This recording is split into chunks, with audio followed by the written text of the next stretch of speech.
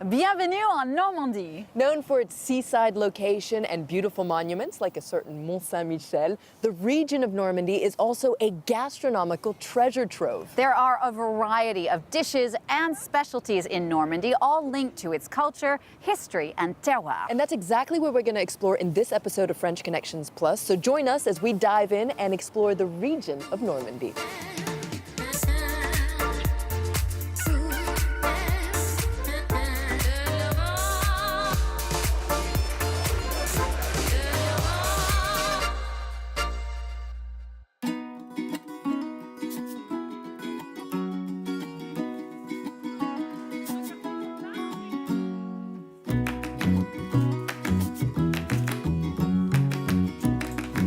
Normandy is famous for its coastline, which has inspired artists like the painters from the Impressionist movement like Claude Monet. And with so much water surrounding Normandy, the seafood industry here is a big one. We're going to get a taste of that now with David Lebrun. Bonjour, David. Bonjour. You are a fishmonger and you own this fish stand at the Deauville market. Why is Normandy so famous for its seafood? Nous avons la mer à 5 minutes, un joli port de pêche sur Trouville, donc ça nous permet d'avoir plein de beaux poissons locaux. Normandy is also very famous for its shellfish. We talk about these seafood shellfish platters, les plateaux de fruits de mer, sea fruit in French. What do you need for a good seafood platter? Alors, il faut une ouverture minute pratiquement, avec des huîtres bien ouvertes, posées à plat sur la glace. Et ensuite, on peut ajouter des crevettes. Le tout, c'est d'harmoniser un peu le plateau, sans oublier les bulots, les escargots de la mer.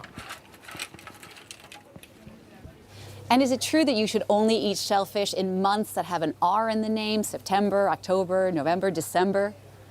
Oui, c'est vrai qu'il y a des saisons pour les produits, comme les huîtres, où elles sont un peu plus laiteuses que d'autres périodes où elles seront plus claires. Mais bon, on est là pour conseiller nos clients et voilà, il faut se fier à son poissonnier.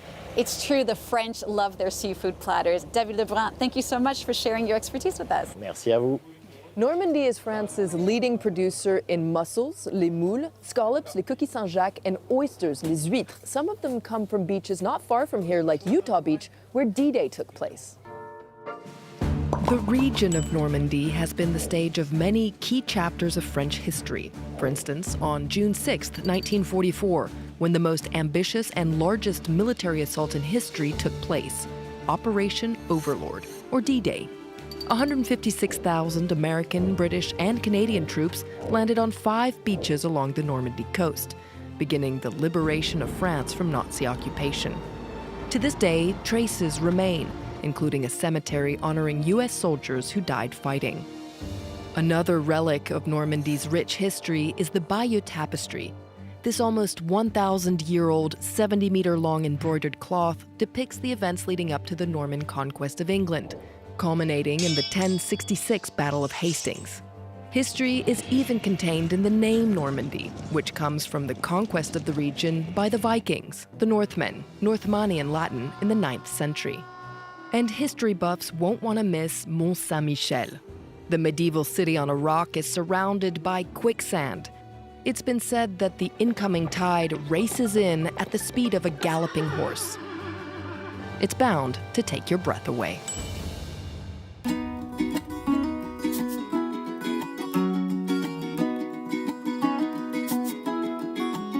They're hard to miss when you're in Normandy, the rolling green hills, and of course, the cows. This region is famous for its cheeses, which are often named after local villages. There's Livarot, Pont-l'Évêque, and the crème de la crème of French cheese, Camembert. The stinky, creamy heaven that is Camembert is the favored soft cheese here in France, and perhaps one of the most famous cheeses in the world. The French are proud of Camembert and they love to eat it. In fact, 950 Camembert cheeses are sold every minute in France. That's 15 a second.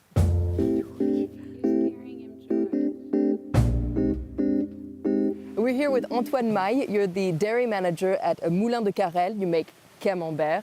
Can you tell us about where Camembert comes from? Alors, la légende voudrait que le Camembert trouve son origine en fait à la Révolution française, où Marie Harel, qui était fermière à Croûte, a accueilli un prêtre réfractaire, en fait, originaire de la Brie, et tous les deux, en fait, ont créé le Camembert de Normandie. Bah, vous allez nous montrer comment ça marche. You're going to show us how it works? Pas de souci, on y va. Go.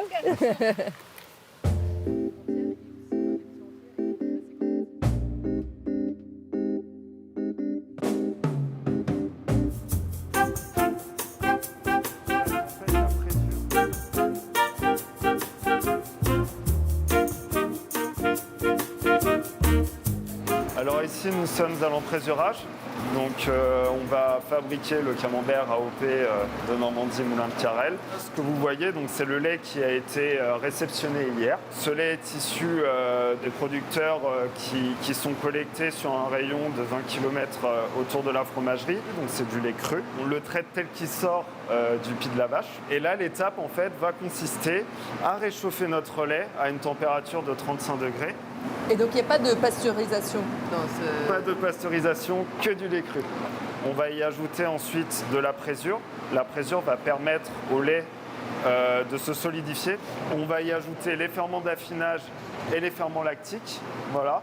Et c'est ces ferments-là en fait, qui vont apporter la signature du moulin de Carrel.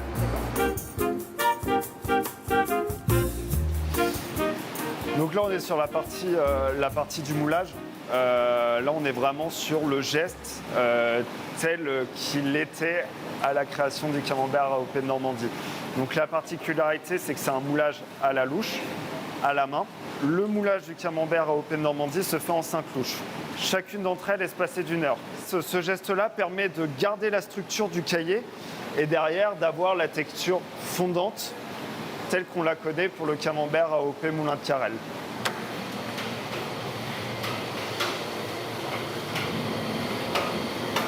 Donc ici, on a l'étape du salage. D'accord. Voilà. Donc c'est une étape qui est très importante parce que le sel, avant tout, donc, va déterminer la conservation du produit. Voilà. Et également le goût.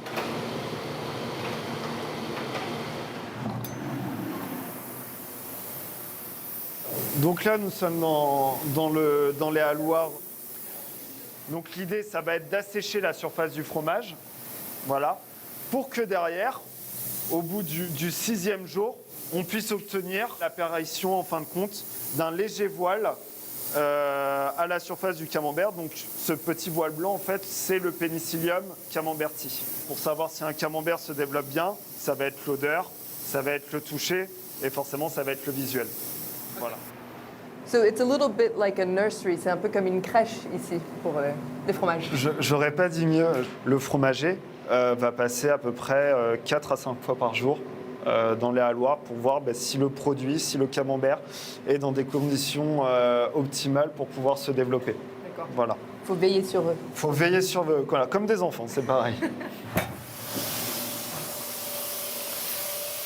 Et donc, 14 jours après l'affinage, arrive l'étape du conditionnement. La mise en papier et la mise en boîte.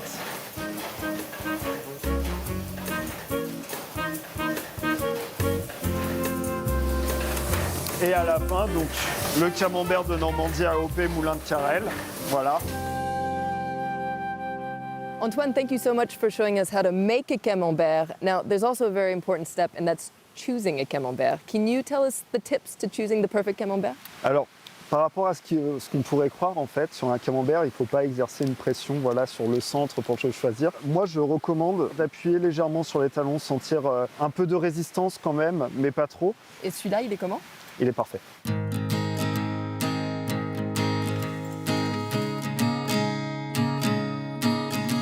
One thing you notice almost everywhere in Normandy are the apple trees. In fact, there are some 800 apple varieties that grow in the region. Normandy's apples and orchards are mentioned as far back as the 8th century with King Charlemagne, and they're used to make a beverage from Normandy that's very famous, le cidre, cider, as well as its brandy cousin, Calvados.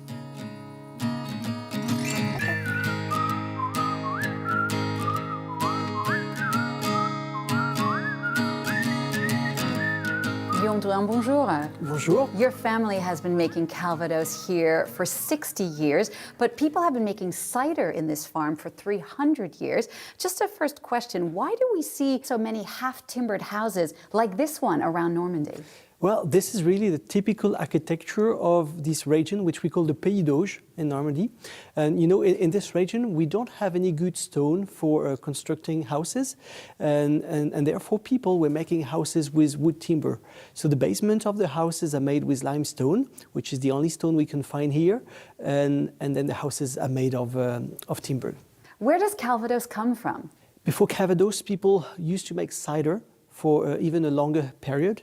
But the real development of the production of cider and Calvados in Normandy is certainly around the 15th and 16th century. Calvados is made of apples and pears. We have a lot of very specific varieties of apples that are well adapted to our climate here. And that's probably what makes Calvados so special. So how do you make Calvados? How does it go from the apple on the tree to the bottle? Well, the first step is to pick the apples. So we usually pick them from the ground. We wait until the apples are ripe enough to fall down from the tree. We do gentle pressing. So here we get an apple juice, and this apple juice will ferment. It's a natural fermentation with wild yeast. So we can be very lazy. We just press the apples and wait. It all happens naturally. After a few months of fermentation, the cider is ready. So we're going to evaporate the cider, and these vapors we will concentrate the alcohol and all the flavors of the cider. And then this will be condensated. We have to do 2 distillations. The first distillation is the distillation of the cider.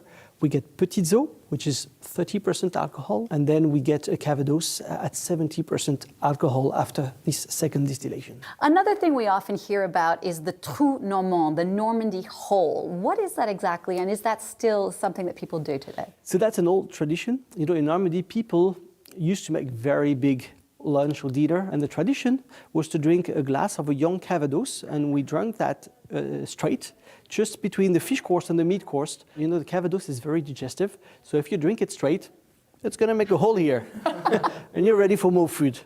Guillaume Durand, thank you so much for taking the time to show us your distillery. Well, with pleasure. You're welcome. Thank you for coming.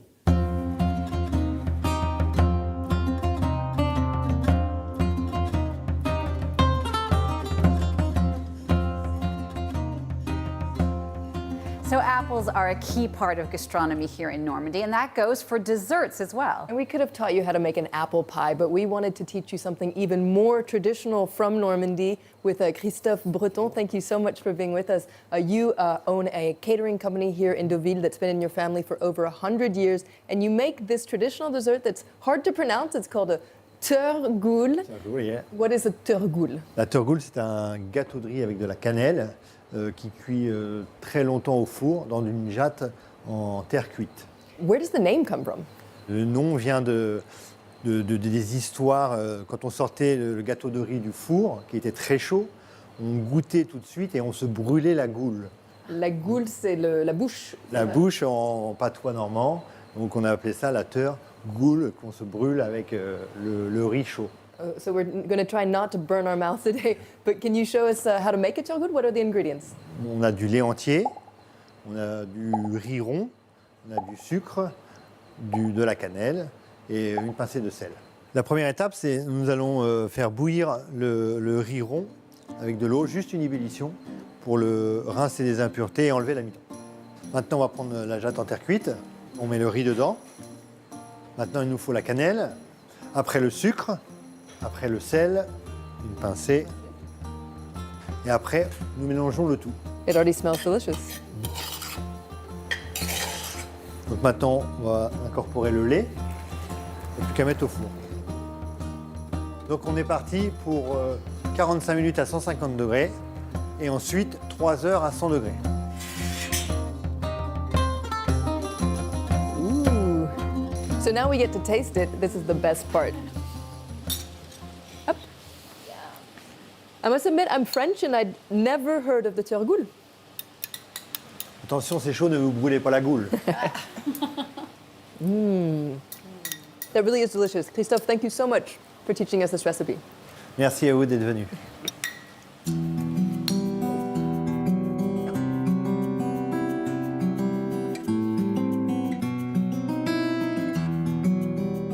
Well, Well, that wraps up this special French Connections Plus on the region of Normandy. We'll leave you here on the beach in Deauville. But there are so many other incredible regions to discover all across France. So why don't you keep tweeting your questions at Villeminot, or you could reach out on social media. And a big thank you to our cameraman, Georges Yazbek, for getting us up close and personal with the cows. We'll see you all very soon. In the meantime, let's go see the sea. Let's go.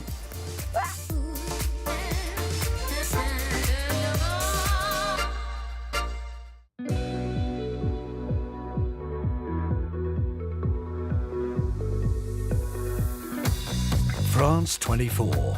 Every art form. Liberté, égalité, actualité.